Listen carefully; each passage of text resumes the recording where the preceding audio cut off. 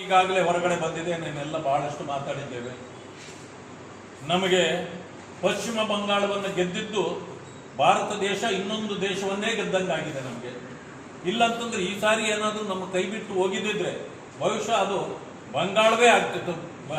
ಪಶ್ಚಿಮ ಬಂಗಾಳ ಆಗ್ತಿರಲಿಲ್ಲ, ಅದು ಬಂಗಾಳ ದೇಶವೇ ಆಗ್ತಿತ್ತು. ಇಂಥ ಪರಿಸ್ಥಿತಿಯಲ್ಲಿ ಈ ದೇಶವನ್ನು ಕಾಪಾಡಬೇಕಾಗಿತ್ತು. ಆ ಕೆಲಸವನ್ನು ಇವತ್ತು ನಮ್ಮ ಪಕ್ಷದ ಕಾರ್ಯಕರ್ತರು ಮತ್ತು ಅಲ್ಲಿಯ ಮತದಾರರು ಯಾವುದೇ ಜಾತಿ ಭೇದ ಧರ್ಮವಿಲ್ಲದೆ ಎಲ್ಲರೂ ಕೂಡ ಭಾರತೀಯ ಜನತಾ ಪಕ್ಷವನ್ನು ಗೆಲ್ಲಿಸಿದ್ದಕ್ಕೆ ಅವರಿಗೆ ನಾವು ಅಭಿನಂದನೆಗಳನ್ನು ನಾವು ತಿಳಿಸ್ತೇವೆ. ಈಗ ತಮಿಳುನಾಡಿನ ವಿಷಯಕ್ಕೆ ಬಂದರೆ ಅಲ್ಲಿ ಸಹಜವಾಗಿ ಯಾವತ್ತೂ ಕೂಡ ಈ ಸಿನಿಮಾ ರಂಗಕ್ಕೆ ಹೆಚ್ಚಿನ ಆದ್ಯತೆಯನ್ನು ಕೊಡ್ತಕ್ಕಂಥದ್ದನ್ನು ಮೊದಲಿಂದಲೂ ನಾವು ಕಂಡಿದ್ದೇವೆ. ಯಾರೂ ಕೂಡ ನಿರೀಕ್ಷೆ ಮಾಡಿದಂಥ ಒಂದು ಫಲಿತಾಂಶ ಬಂದಿದೆ. ಇರಲಿ, ಜನರ ತೀರ್ಮಾನವೇ ಮುಖ್ಯ. ಆದ್ದರಿಂದಾಗಿ ಇವತ್ತು ಟಿ.ವಿ.ಕೆ. ವಿಜಯ್ ಅವರು ಇವತ್ತು ಅಧಿಕಾರ ಗದ್ದಿಗೆ ಏರ್ತಕ್ಕಂಥ ಸಂದರ್ಭಗಳಿದೆ. ಅವರು ಸ್ವತಂತ್ರರು, ಯಾರನ್ನು ಬೇಕಾದರೂ ಕೈಯಲ್ಲಿ ತೆಗೆದುಕೊಂಡು ಅವರು ಇದು ರಾಜಕಾರಣವನ್ನು ಅಥವಾ ಅಧಿಕಾರವನ್ನು ನಡೆಸಬಹುದು. ತೀರ್ಮಾನ ಅವ್ರಿಗೆ ಬಿಟ್ಟ ವಿಷಯ. ಫಿಕ್ಸ್ ಮಾಡಬೇಕು ಅನ್ನೋ ಕಾರಣದಿಂದ ಆ ರೀತಿ ಹೇಳ್ತಾರೆ.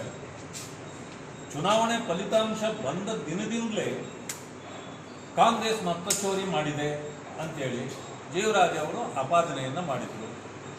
ಅವತ್ತು ಮರು ಎಣಿಕೆಗೆ ಕೊಡುವಂಥ ಬೇಡಿಕೆಯನ್ನು ತಿರಸ್ಕಾರ ಮಾಡಲಾಗಿತ್ತು. ಯಾಕೆಂತಂದ್ರೆ ಆಮೇಲೆ ಪದ್ಧತಿ ಏನಿದೆ, ಮೊದಲು ಪೋಸ್ಟಲ್ ಬ್ಯಾಲೆಟನ್ನು ಕೌಂಟ್ ಮಾಡಬೇಕು, ಅದಾದ ನಂತರ ಬೇರೆ ಬೂತ್ಗಳನ್ನು ಕೌಂಟ್ ಮಾಡಬೇಕು, ಫಲಿತಾಂಶವನ್ನು ಹೊರಹಾಕಬೇಕು. ಇವರು ಯಾಕೆ ಆ ರೀತಿ ಮಾಡ್ತಾರೆ ಅಂತಂದರೆ ಇದು ಅಡ್ಜಸ್ಟ್ಮೆಂಟ್.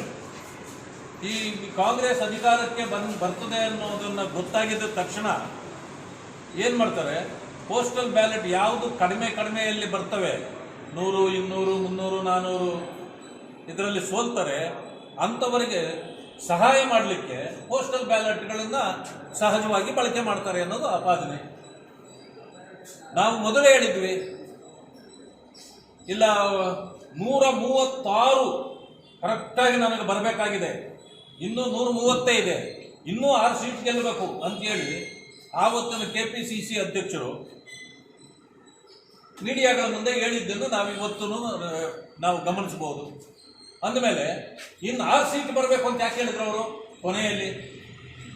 ಇದೇ ರೀತಿ ಕಡಿಮೆ ಬಂದ ಕಡೆ ಪೋಸ್ಟಲ್ ಬ್ಯಾಲೆಟ್ಗಳಲ್ಲಿ ಈ ರೀತಿ ವ್ಯತ್ಯಯ ಮಾಡಿ ತಮ್ಮ ಅಭ್ಯರ್ಥಿಗಳನ್ನು ಗೆಲ್ಲಿಸಿಕೊಳ್ತಕ್ಕಂಥ ಒಳ ಒಪ್ಪಂದಗಳನ್ನು ಅವರು ಮಾಡಿಕೊಂಡಿದ್ರು ಅನ್ನೋದು ಈಗ ಗೊತ್ತಾಗ್ತದೆ. ಇದು ಆವತ್ತೇ ಗೊತ್ತಾದ ತಕ್ಷಣ ಜೀವರಾಜ್ ಅವರು ಆವತ್ತೇ ಚುನಾವಣಾ ಆಯೋಗಕ್ಕೆ ಇದನ್ನು ದೂರನ್ನು ಕೊಟ್ಟಿದ್ರು. ಆ ದೂರನ್ನು ಆಧರಿಸಿ ಆಗಲಿಲ್ಲ ಅಂತೇಳಿ ಕೋರ್ಟ್ಗೆ ಹೋಗಿದ್ರು. ಕೋರ್ಟ್ ಅದಕ್ಕೆ ಈಗ ಆದೇಶವನ್ನು ಮಾಡಿ ಎಣಿಕೆಗೆ ಅವಕಾಶ ಕೊಟ್ಟಿದ್ದು. ಎಣಿಕೆಯಲ್ಲಿ ಇವರು ಗೆದ್ದಿದ್ದಾರೆ ಈಗ, ಆದರೆ ಅದರಲ್ಲೂ ಕೂಡ ನ್ಯೂನ್ಯತೆ ಇದೆ. ಅವರು ಅಧಿಕಾರ ಇರೋದು ಇವರು, ಅಧಿಕಾರಿಗಳು ಇರೋದು ಅವರ ಕಡೆ, ಕಾಂಗ್ರೆಸ್ ಕಡೆ.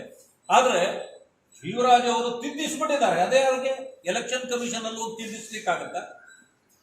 ಈ ರೀತಿ ಇವರೇ ವೋಟ್ ಚೋರಿ ಮಾಡಿ, ಕಾಂಗ್ರೆಸ್ ಅಂದ್ರೇನೆ ವೋಟ್ ಚೋರಿ, ಕನ್ನಡದಲ್ಲಿ ಹೇಳೋದು ಅಂತಂದ್ರೆ ಕಳ್ಳರು ಅಂತ, ಕಾಂಗ್ರೆಸ್ ನಾಯಕರು ಕಳ್ಳರು ಅಂತ. ನಾವೆಲ್ಲ ಕಾರ್ಯಕರ್ತರಿಗೆ ಹಂಗೆ ಹೇಳೋಕ್ಕಾಗೋದಿಲ್ಲ, ಒಳ್ಳೆಯವರು ಇದ್ದಾರೆ ಅದರಲ್ಲಿ. ಆದರೆ ಅಧಿಕಾರಕ್ಕಾಗಿ ಕಾಂಗ್ರೆಸ್ ನಾಯಕರು ಕಳ್ಳರಾಗಿ ಬಿಡ್ತಾರೆ. ಅದು ಇವತ್ತು ಪ್ರದರ್ಶನ ಆಗಿದೆ. ಚುನಾವಣಾ ಆಯೋಗ ಈಗಾಗಲೇ ಅವ್ರಿಗೆ ನೀವೇ ಶಾಸಕರು ಅಂತೇಳಿ ಅವ್ರಿಗೆ ಒಪ್ಪಿಗೆ ಕೊಟ್ಟು ಅವ್ರಿಗೆ ಸರ್ಟಿಫಿಕೇಟನ್ನು ಕೊಡ್ತಾರೆ. ಕೊಟ್ಟ ಮೇಲೆ ಇವತ್ತು ನೋಡಿ 3 ದಿವಸ 4 ದಿವಸ ಆಗೋಯ್ತು. ಆಗಲೇ ಮೊನ್ನೆ ಸ್ಪೀಕರ್ ಅವರು ಅವ್ರನ್ನ ಕರೆದು ಓದ್ ಕೊಡಬೇಕಾಗಿತ್ತು, ಪ್ರಮಾಣ ವಚನಕ್ಕೆ ಅವಕಾಶ ಅವ್ರನ್ನ ಕರಿಬೇಕಾಗಿತ್ತು. ಕೋರ್ಟ್ಗೆ ಹೋಗೋದು, ನೀವು ನ್ಯಾಯಾಲಯದಲ್ಲಿ ನಿಮ್ಮ ಹೋರಾಟ ಮಾಡೋದು ಮಾಡ್ಕೊಳ್ಳಿ ನೀವು, ಆದರೆ ಅವ್ರನ್ನ ಕರೆದು ಕೊಡಬೇಕಾಗಿತ್ತು. ಆದರೆ ಇದುವರೆಗೂ ಮೀನಾಮೇಷ ಎಣಿಸ್ತಾರೆ. ಯಾಕೆಂತಂದ್ರೆ ಇದು ಸರ್ಕಾರದ ಕುಮ್ಮಕ್ಕಿನಿಂದ ಆಗ್ತಾ ಇರೋದು. ಸರ್ಕಾರ ಅವರ ಸ್ಪೀಕರ್ ಮೇಲೆ ಒತ್ತಡ ಆಗ್ತಾ ಇದ್ದಾರೆ, ಅವ್ರನ್ನ ಕರಿಬೇಡಿ ಅಂತ. ಆ ಕಾರಣಕ್ಕೆ ಆಗ್ತಾ ಇದೆ. ಆದರೂ ನಮ್ಮ ಹೋರಾಟ ಮುಂದುವರಿಯುತ್ತದೆ. ನಾವು ಅವರನ್ನು ಸುಮ್ಮನೆ ಬಿಡೋದಿಲ್ಲ. ನಿಜವಾಗಿಯೂ ಕೂಡ ವೋಟ್ ಚೋರಿ ನೀವು ಮಾಡಿದ್ರಿ, ಇವತ್ತು ಸಿಕ್ಕಿ ಬಿದ್ದಿದ್ದೀರಿ. ನಿಮ್ಮ ಹಣೆಯ ಬರಹ ಜನರಿಗೆ ಗೊತ್ತಾಗಿದೆ. ನಾವು ಹೊರಗಡೆ ನಿಂತು ನಿಮಗೆ ಸಹಕಾರ ಕೊಡ್ತೇವೆ ಅಂತ ಹೇಳಿದ್ದಾರೆ. ಅದನ್ನು ತೆಗೆದುಕೊಳ್ಳೋದು ಅಂತಂದು ಉತ್ತಮ. ಯಾಕೆಂತಂದ್ರೆ ಅವ್ರಿಗೂ ಕೂಡ 10 ಸೀಟುಗಳ ಶಾರ್ಟೇಜ್ ಇರೋದ್ರಿಂದ ಯಾರನ್ನೇ ಒಬ್ಬರು ಇಬ್ಬರು ಮೂವರನ್ನ ನೀವು ತಗೊಂಡ್ರೆ ಮಧ್ಯದಲ್ಲಿ ಯಾರು ಯಾವ ರೀತಿಯ ನಾಟಕ ಆಟ ಆಡಬಹುದು. ಸಿನಿಮಾ ರಂಗನೇ ಅಲ್ವಾ ಅಲ್ಲಿ.